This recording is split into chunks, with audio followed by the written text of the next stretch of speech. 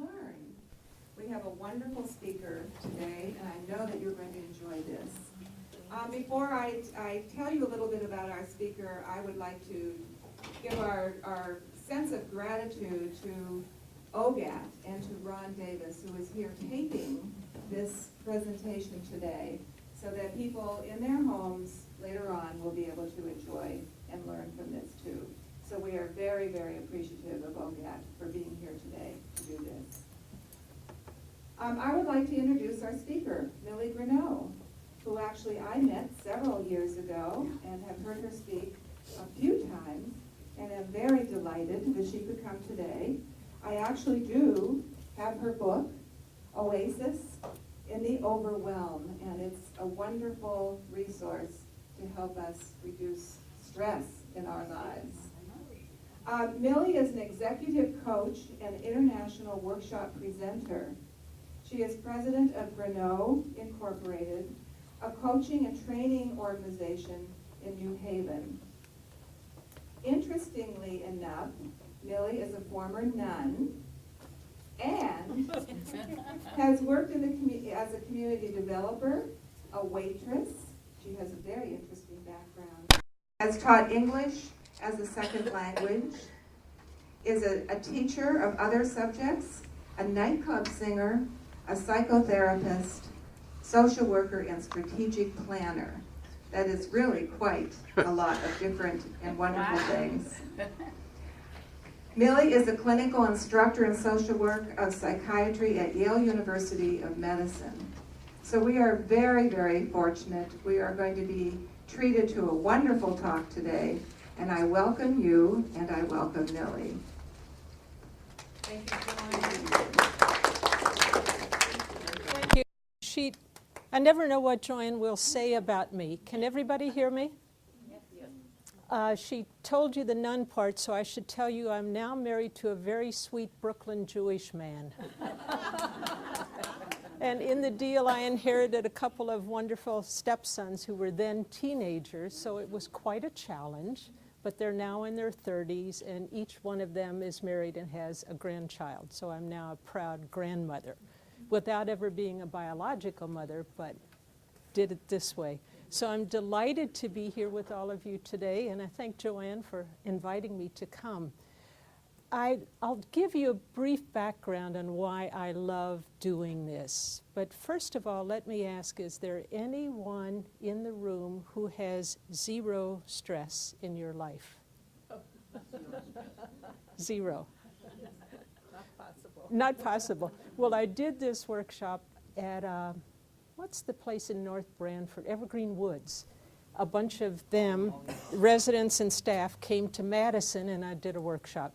And I asked that question, and one woman in the back raised her hand, and she said, and the woman next to her said, "She lies." So just to let you know about stress, it's natural, it's normal. Do you know the only time that human beings and animals are without stress? You got it. Ursula. Ursula says, when we're dead. When we're dead. Yeah, we hope. A lot of times I ask that question, people say, oh, when I'm on vacation, when all my bills are paid, when there's peace in my family. But stress is a normal part of life. If I didn't put stress on this arm, it wouldn't bend. If my heart didn't pump blood, the heart wouldn't beat. So it's the deal between being able to dance with stress in a way that's good for us and not overloading us. Hans Selye, does anybody know that name? Dr. Hans, S-E-L-Y-E. He was a Canadian researcher who in the early 30s and 40s began doing research on the physiology of stress. And he was the one who said, stress is normal, and the only time without it is when we're dead. He also said something which is very interesting. I love this quote. He said, stress is the of What do you think? Stress is the 5 letters of 4 letters. Can you guess? something of life. Stress is the of life. Heart, close. He said it's the spice of life. Spice of life. So like cooking, if you put too much spice in, it ruins it. If you don't have any, it's bland and boring. So he distinguished between what he called eustress, EU stress, and distress. So the stress we want to avoid is the distress. But I bet if I asked you right now, if you were to think of some good stressors in your life, what might you say is a good stress? Something that gives you energy. Grandchildren. Exactly. Say more about grandchildren. Why is that a good stress? Tell me your name again. Is it Rosemary? Rose. Ron, can you get Rosemary? Possible? That's okay. Talk. It's exciting to see them. It's You sort of get prepared and ready to know if they're coming over. Yep. You might cook something special for them. Think about some games you're going to play with them. Right. So Rosemary says grandchildren are a good stress because you have to work to prepare for them. You might prepare some special food. You have to change your schedule. You may have to do other arrange your house so they don't tear it apart. But that's a good stress. It gives you energy and it takes care of them. And you give them back? Pardon? And you give them back when it's over. You don't keep them. So that's a good stress. A lot of times when people get a promotion at work, it's a stress. It's got pluses and minuses. I just went to visit two of my older brothers and my younger sister. I'm from Kentucky originally, and they were meeting in Florida, and I thought I was feeling very homesick up here in snowy Connecticut. So I decided to take 5-day weekend, which I rarely do, and I had to work very hard to get ready to go, and then I've been working very hard since I came back. But it was definitely worth it because I just hung out with my brothers and one of my sisters was there. I'm the 5th of 7 in my family, so it's a big family. And my oldest brother, his eyesight's going, and he said he wanted to see the ocean and walk on the beach before his eyes go all the way. So I got to walk on the beach with my brother John, and that was worth all the energy to get there. I could almost cry thinking about it now. And he can see movement and hear. His hearing is very acute. But he just wanted to wade in the water and hear that, feel that. So I'll tell you why I started doing this. I think Joanne knows the story.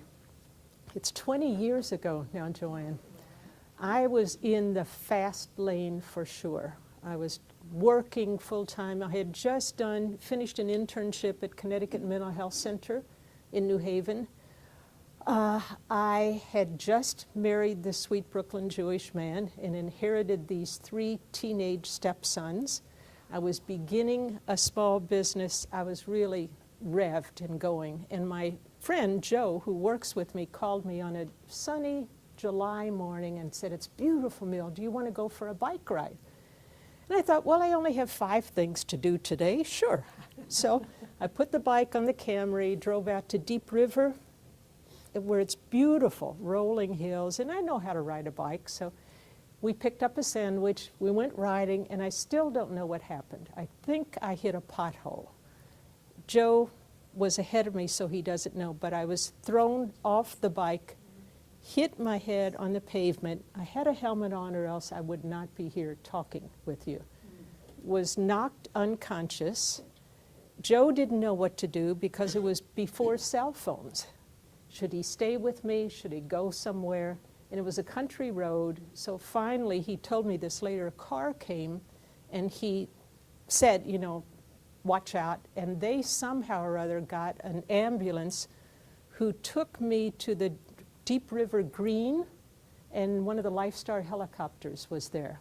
I was unconscious the whole time. The only time I came to consciousness was when I was in the helicopter and I heard the whir of the helicopter and I felt the hands of the EMT woman. And I thought, she was holding my head, and I thought, she's good. and I just into her hands. And then I was at the Yale New Haven. It was 42 miles to the ER. Have any of you been a patient in the ER? Is it the best experience in the world? Sometimes yes, sometimes no. Oh, good. It's good to hear that it's very good. Sometimes, if you're accompanying somebody, there's a lot of noise, a lot of lights, and they wouldn't let Joe in because he wasn't family. So I came in, and when I came to, I just saw the bright lights and heard all the noise, and I felt terrified. And I heard myself say, hand, hand. Nobody heard me, or they didn't know what I meant. So I said it again, hand. Finally, the third time I came to, and a candy striper was holding my hand, but she had rubber gloves on. So I heard myself say, skin. You know, I just wanted that human contact, right. So that next day, I think it was, no, it must have been the same night the x-ray technician came and she was wheeling me in for x-rays. And I knew by then that this side hurt a lot. So I said, she didn't pay any attention. She just wheeled me, stood me up. I fainted.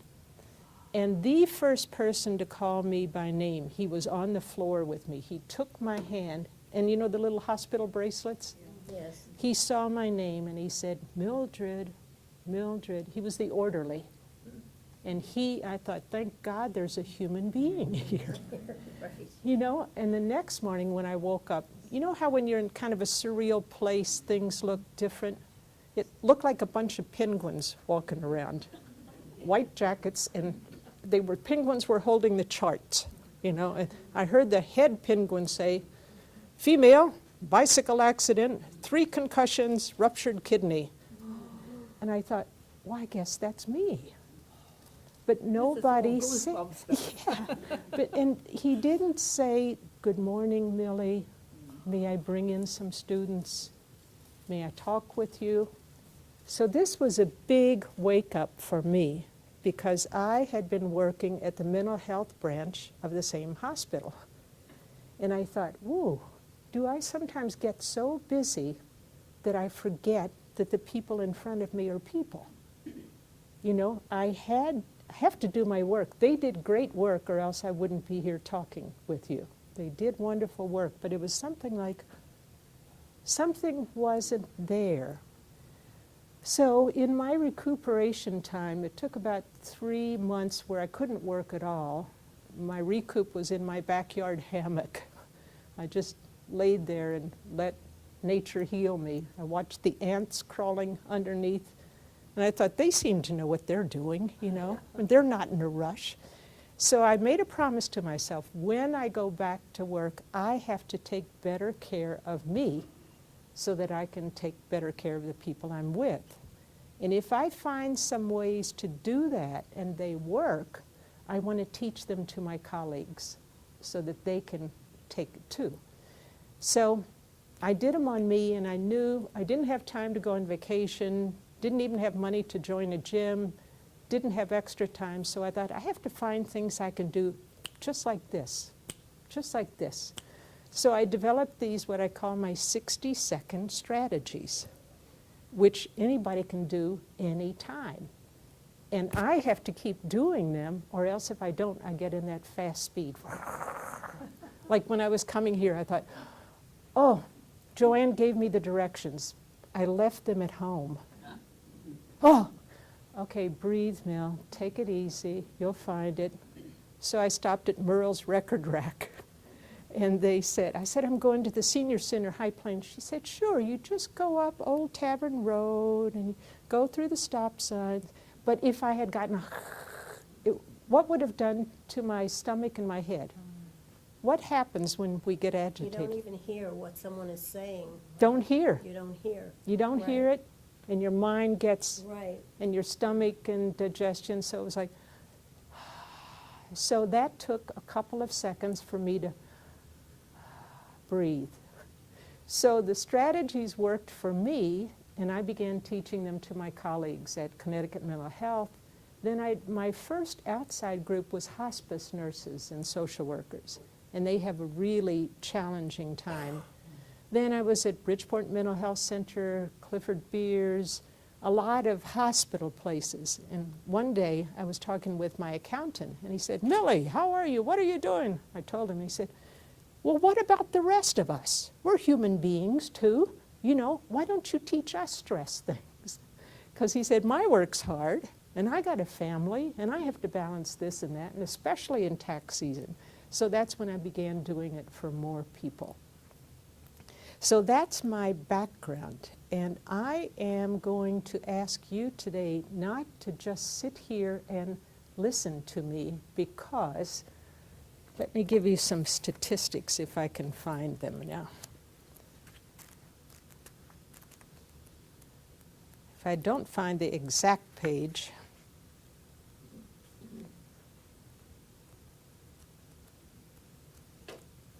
it says that if we if we read something, research shows that we usually remember about 20% of what we read. If we see something, we remember about 30%. If we listen, read, and hear, we remember about 50%. On the other hand, if we do it while we're saying it, we remember about 90%. So that's my warning that you won't be sitting here listening to me, because I want you to get your money's worth. And even in the book, when I'm teaching the strategies, I tell people, put the book down and do it. Just read a little bit and then do it. So are you ready to do some things with me? And one rule that I have is, whenever I do this, if something that I invite you to do doesn't feel right to you, do not do it. Just pass. Because I'm not here to give you more stress. I'm here to give you more enjoyment. So are you ready? Mm-hmm. The first one you can do sitting down. Shake your hands out. And if you're watching this at home, you could do it sitting even on your sofa TV. Are you ready? I have 4 strategies, and I'll tell you the names very quickly. It's 4D, 3BC, Q2 do, and 1 stone. If we have time today, I'll teach you all of them. If we don't, we'll do a couple. So this is the first one. This is the 4D. North. Oh, let me hear you. North. South. East. West. Montreal. Rio. Paris. Hong Kong. Watermelon. Popsicles. Bologna. I consulted the Hispanic Clinic in New Haven on Long Wharf, and there was one woman there who's a wonderful clinician. She's from Portugal originally, and I do a lot of stress reduction for the staff. And she said, "Oh, Millie, my life is so hard. My mother lives with me, my 2 teenage daughters, I'm working, I don't have time to go to the gym, I don't have money, and I can tell I'm just not as sharp as I used to be." And I said, "Well, Maria, you are so smart." I had taught her some of these strategies. I said, "Why don't you think between now and next week what you can do?" So I came back the next week. She lives in a 3rd floor apartment that does not have an elevator, okay? So she said, "I got it, Millie. Here's what I do. I hate to do the laundry. The teenage girls, they don't do it. I hate it. And it's like dirty wash and 3rd floor." But I changed my attitude. So here's what I do now. I go, "Dirty towels. Ooh, underwear.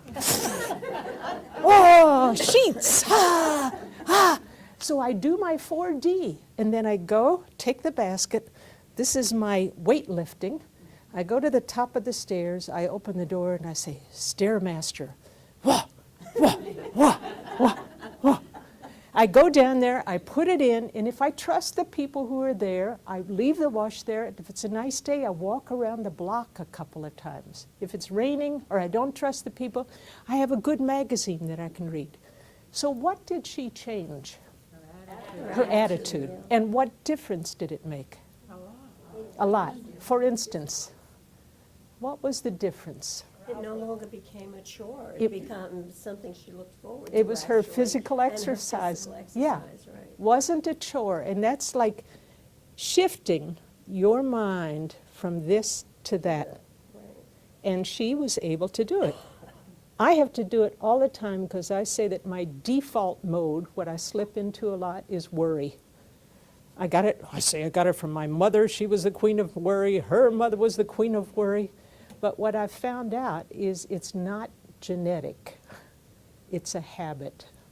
And I'll be talking more about rewiring your brain and changing it so that it moves to grooves that are healthier for you. So any questions about the 4D? 4 directions. It's funny, I was teaching, I do a lot of coaching, individual coaching and team, and one of my clients was a young architect who really wanted to get up in his firm, but he's very shy and like scared. So he said, first of all, he was practicing making telephone calls and using more of his voice. But he said, sometimes I get at the computer, and you know how architects have to look at all the details. He said, I get computer glaze, and I can't think. So what he started doing was to set his watch to beep on the hour, and when it beeped, he would stand up and do a 4D, just to shift. He said the other guys look at me like I'm a little funny, but some of them have started doing it. Then he called the next week and he said, Millie, I'm an architect, and you know we're not ordinary people. Is it okay if I do a 6D? You know, we see more dimensions. I said, go for it. So he's doing a 6D. And then the next week he said, and we're a green architecture company. So now instead of just boring north, I go like solar panels, windows that open, etc. You know? So use it any way you want to on the 4D. Are you ready for the 3? Okay. Put your hands. Well, I'll tell you the story. We stop at 1. Okay. I'll keep going. Am I going too fast motion? No? Okay. Put your hands on your belly.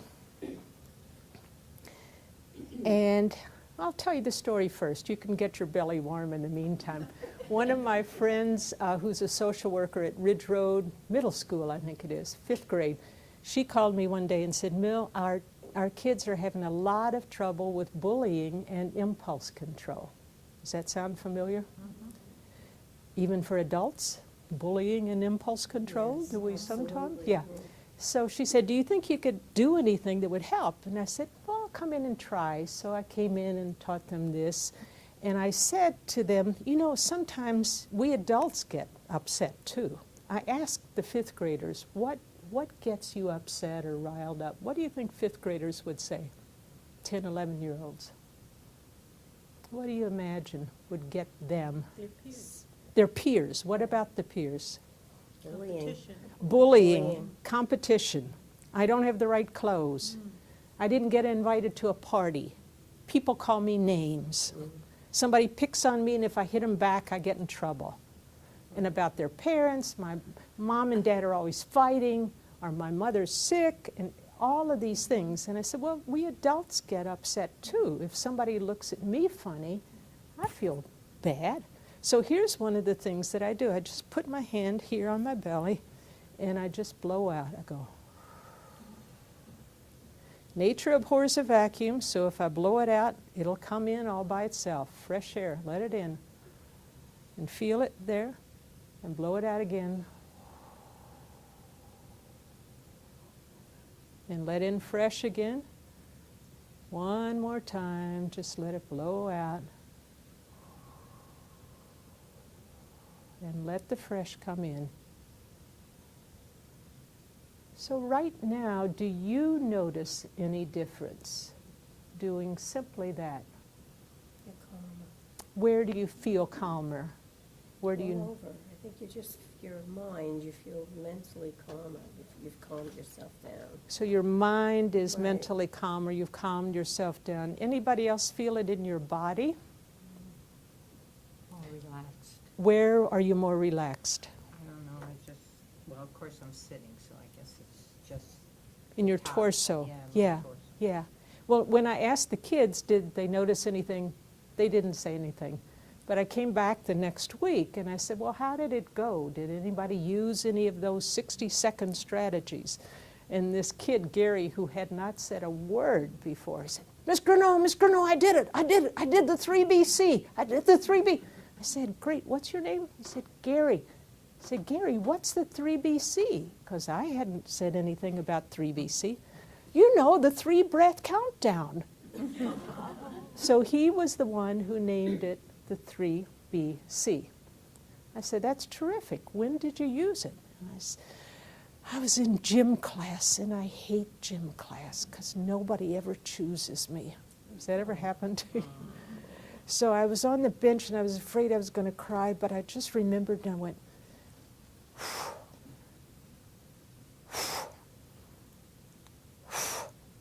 and you know what? I didn't cry, and somebody chose me. So he said, I went home and I thought, I better teach that to my mom because she really gets mad at me and my brother a lot. So I came home and said, Mom, I learned something in school today. I'd love to teach you. And he's, I don't have time, Gary. I'm busy fixing your supper. I don't have to. Just takes a minute, Mom.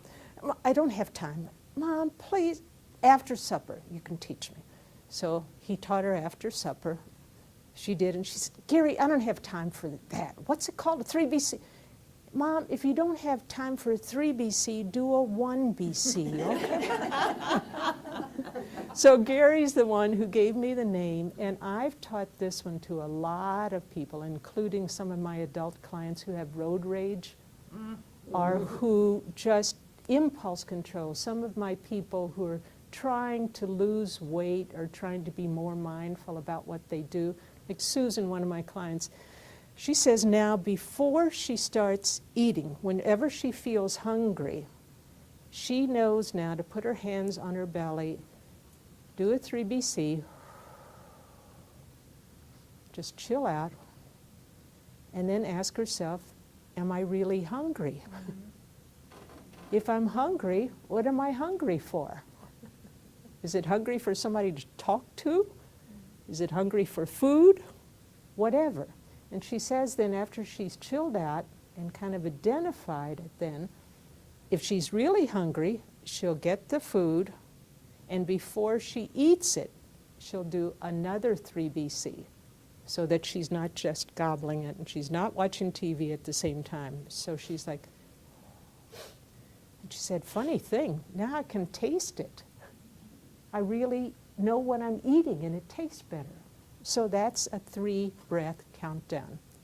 Can you think of any times today or yesterday that you might have been able to use a 3-breath countdown? I told you I did one on the way when I was right at exit 41, Marsh Hill Road, and I thought, oh, I left the directions at home. So instead of, I had a red light, so I just, and as you said, it calmed my mind, so I knew, okay, I'm not in Siberia. I'm in Orange. People will know where it is, and if I ask, somebody will tell me. So right now, think of some time when maybe later today or tomorrow. My 2 daughters are going to hear all of this. Are they? Yeah, Why do they should need be to in- hear? They're You're both too- very stressed. They're both Are they? in business, and they're both Yeah, very busy and very stressed, and the one is starting to get migraine headaches. okay. It's because of all the stress. Yeah. So your name is? Eileen. Eileen said her 2 daughters could use this because they're both in business. I'm making notes. Good. You might want to buy my book too, and the CD. It's I lay it out. You have the book, right? You bought it ahead of time. It's very simple, and on purpose. Feel it. It's thin. It's Oh, yeah. thin and it feels And- like baby yes, skin. Right, right. So even if you don't read it, you feel better. And I made it big enough print that middle-aged eyes can read and a lot of white space. Right, right. And look at the cartoon. Can you read that? Oh, lately, several days have attacked me at once. Yeah. I try to take just one day at a time, but it's several days have attacked me at once. Let me show this picture so that Ron can see it. Is this close enough? Yeah, that's fine. It's a very frazzled-looking woman, and she says, I try to take just one day at a time, but lately several days have attacked me at once. So it's just knowing how to chill out. Sometimes I think about my mom and dad. They're long gone. But if my dad had heard that expression 24/7, he would have thought it was either a laxative or something to get his Chevy going in the morning. You know, he didn't lead a 24/7. They had a lot of stress, 7 kids, not a lot of money, but the pace was different and the expectations were different. Like every Sunday, even if he worked hard all week, he would manage to get all the kids into the Chevy and drive over to Von Allman's to get an ice cream cone and sit in the park. And if some of the kids weren't there, he'd pick up neighbor kids and just do it, you know, just do it. But our pace now is very different. So you now know the 4D and the 3BC. Are you ready for the Q to do? Okay. When you get upset or angry or sad, where in your body do you usually notice it? In your body or your mind? I think both. Where, exactly where? Repeat the question.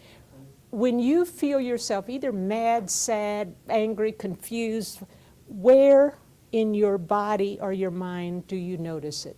Exactly where? Your nerves. In your head. Where in your head? In my ears. In your ears. Yeah. Do they? Is it pressure or is it? They get very pressured. They get pressured.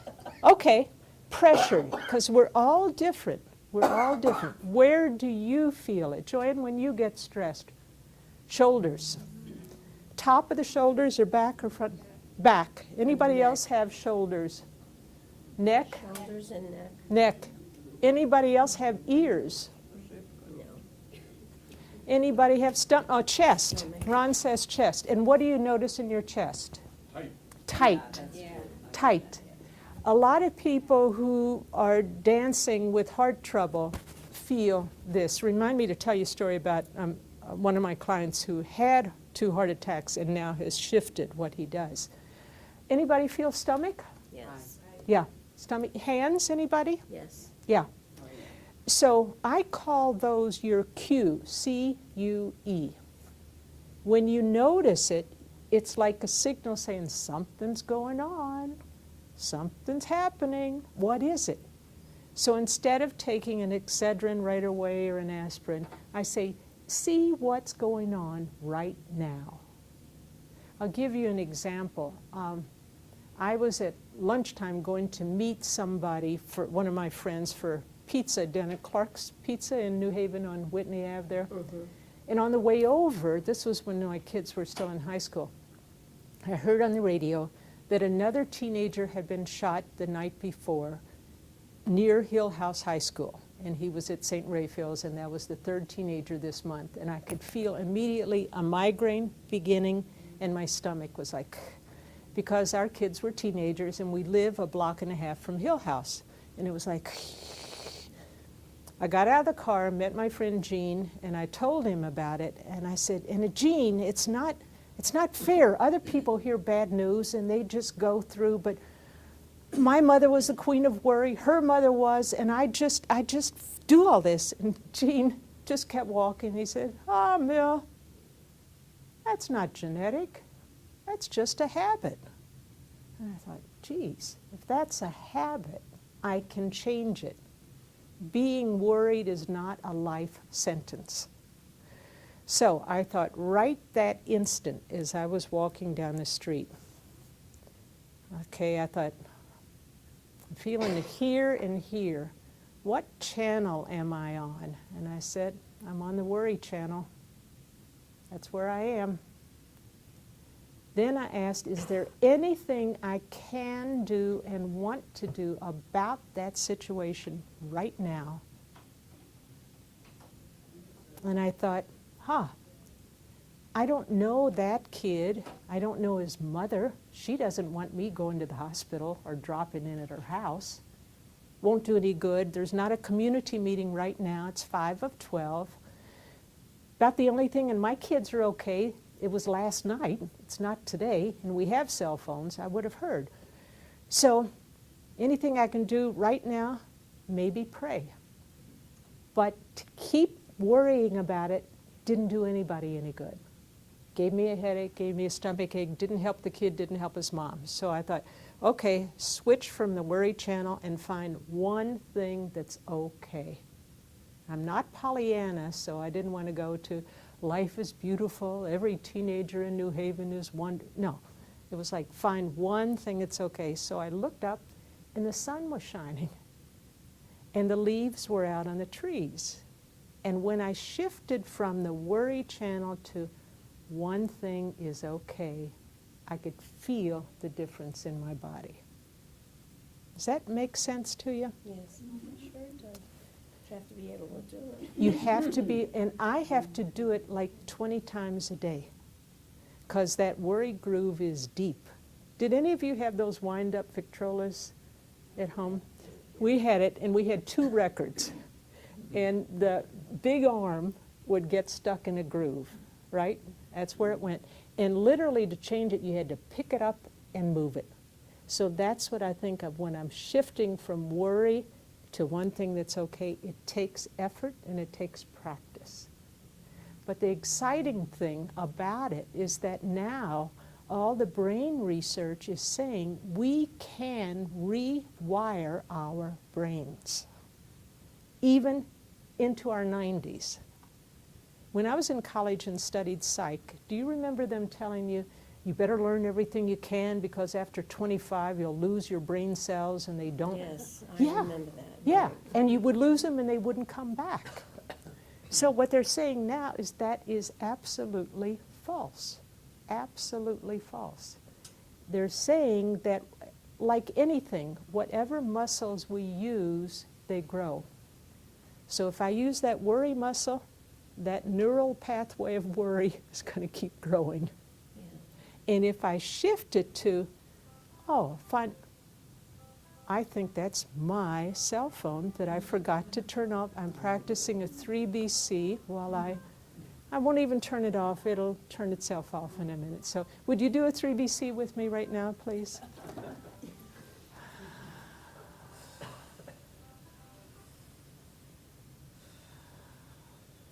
See, right then, I could have gone to the groove of saying, oh, what a dodo. You're doing a workshop. Why didn't you remember to turn that off? I could go to that groove, but it's like, oh, I forgot it. Help me out. Do a 3BC. We'll all live. So the brain researchers are really saying old dogs can learn new tricks. And I'm one of the old dogs, too, and I keep on learning new tricks. So now that's to let me know I have a phone call, that little blah, blah, blah. So that's the cue to do. Got it? You ready for the last one? Any questions so far? Now, what that 2CQE, what does it stand for? The cue is, remember when I asked where do you feel the tension? Yeah. Like if you feel a headache, that's your cue saying something is going on. That's the cue. Or if you feel it here, what's going on and what do I want to do about it right now? Good question. Any other questions on that? So I have for everybody, some of you have to leave. Take a stone. Thank you. You're welcome. If you want, will you pass stones around? And I think there's another bowl over there. Peggy, will you pass? And choose one that you like because you get to keep it.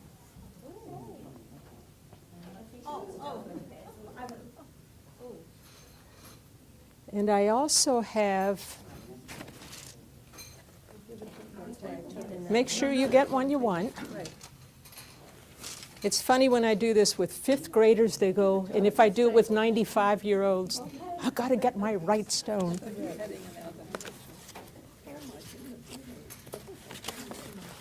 And let's see, I have something else to give you. Where did I put it? You can check on the stones, Ron.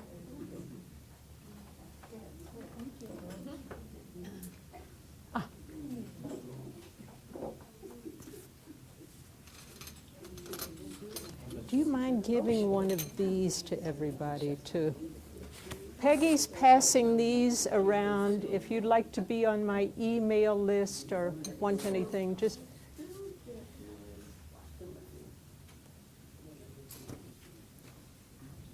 And Peggy, when they're finished, they can go in this little basket here, if people want to fill it. The ones that are left, you mean?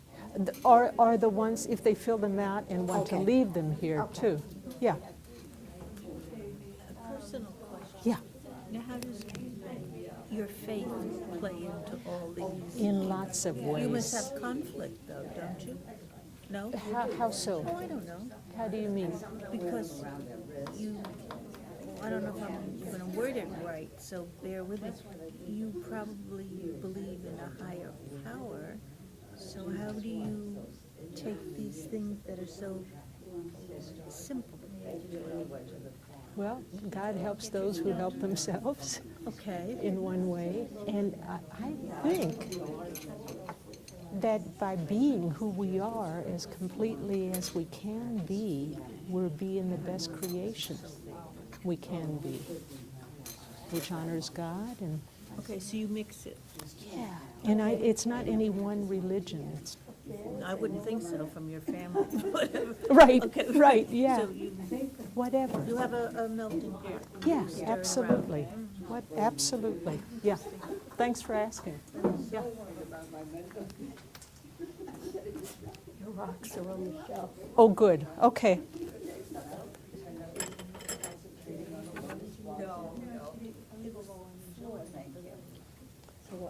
So are you ready for the one stone? Did you get a stone? Yeah, he didn't. And Ron, too.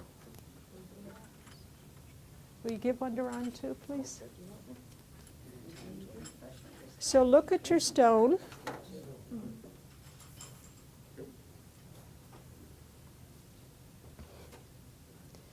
And feel it.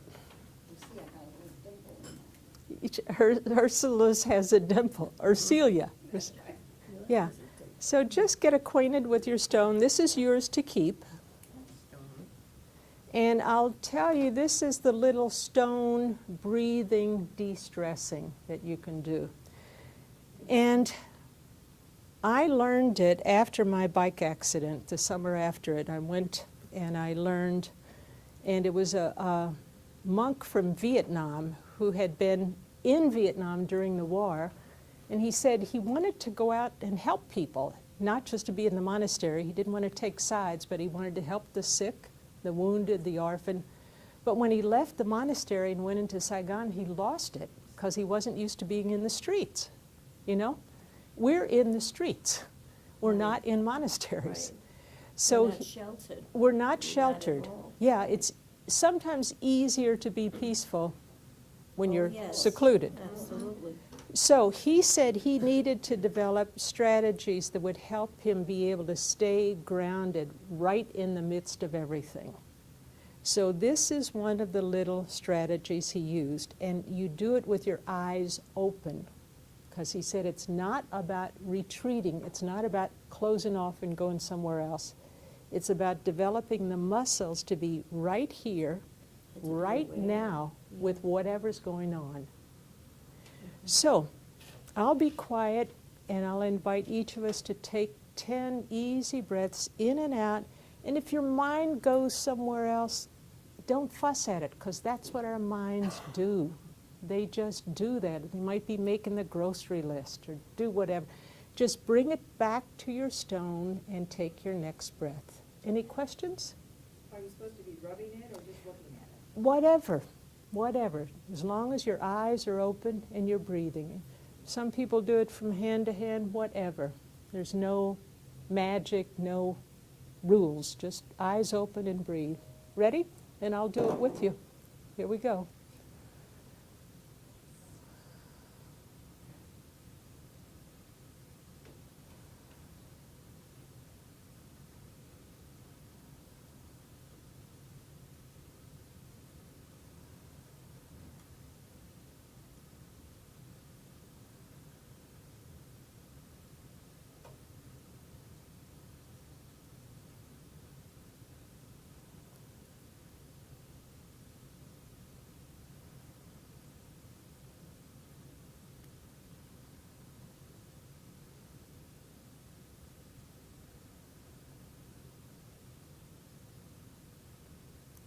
Take another couple of seconds just to hang out and notice whatever you're noticing with compassion, not with judgment, just curiosity. And if it feels okay, turn to your table mates and tell them whatever you noticed for a couple of seconds.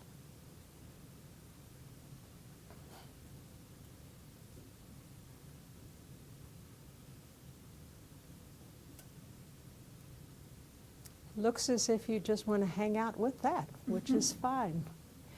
I'll ask, did anybody, when you were doing it, not feel peaceful? Did anybody feel more agitated?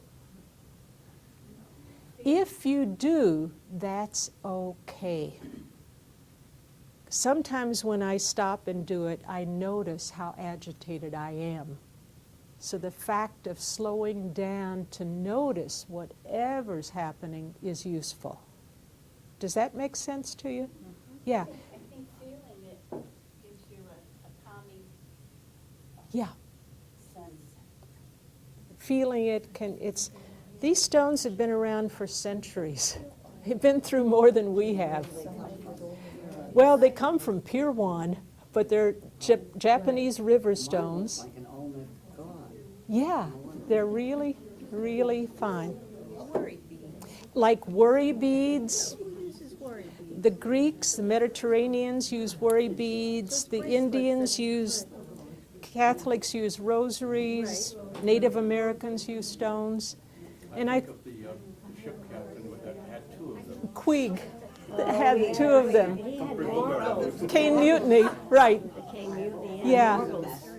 So I'm just going to take one more minute to wind up, and I'll be around later, and I'll be...